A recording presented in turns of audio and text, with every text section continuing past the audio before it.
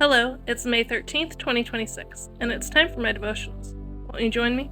In Mornings with God, Daily Bible Devotional for Women. Day 133. Give God your burdens.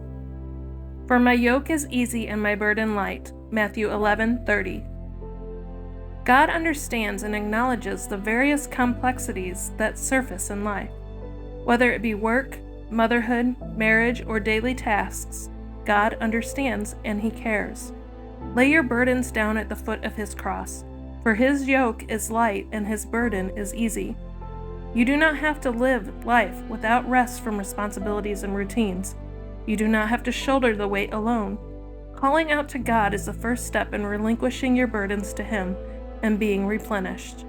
In Keeping Hope Alive, Devotions for Strength in the Storm. Pain's purpose.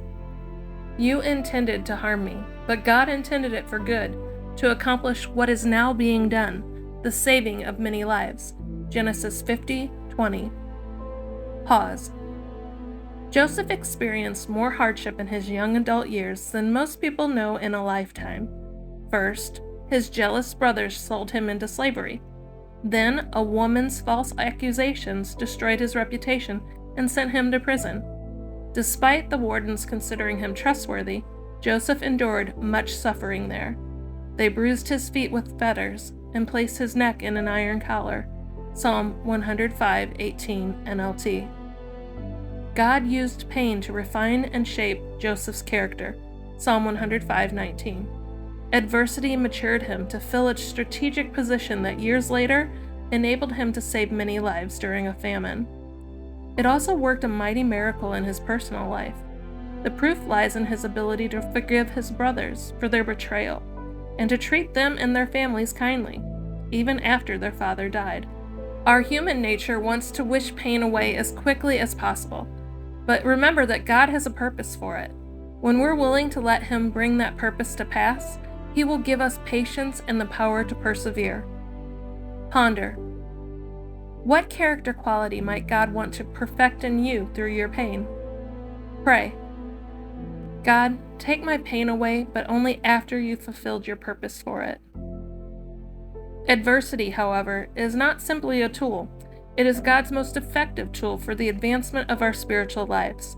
The circumstances and events that we see as setbacks are oftentimes the very things that launch us into periods of intense spiritual growth.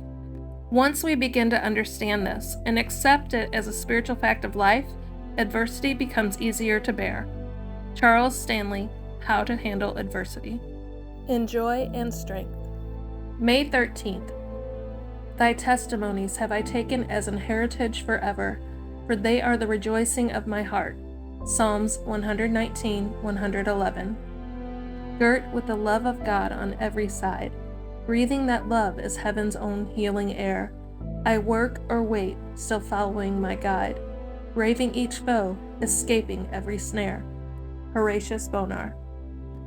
The Lord preserve us near unto Himself, out of that which separates from Him and weakens, and nothing shall be able to interrupt our joy in the Lord, nor our delight and pleasure in His will. Isaac Pennington. It is easy to make great sacrifices when God does not ask them, but to give up our own will in each detail of life is something far harder. And this is what He does ask: to hold ourselves ever in readiness for His bidding, to count no token of it too slight. Such is His call to each. Thus only shall we be ready for further service if He sees fit to lead us on to it. H. Bowman. To live in the Spirit is the right condition of man, his normal condition, and to live in the Spirit is to live with God, hearing Him and knowing Him and loving Him and delighting to do His will.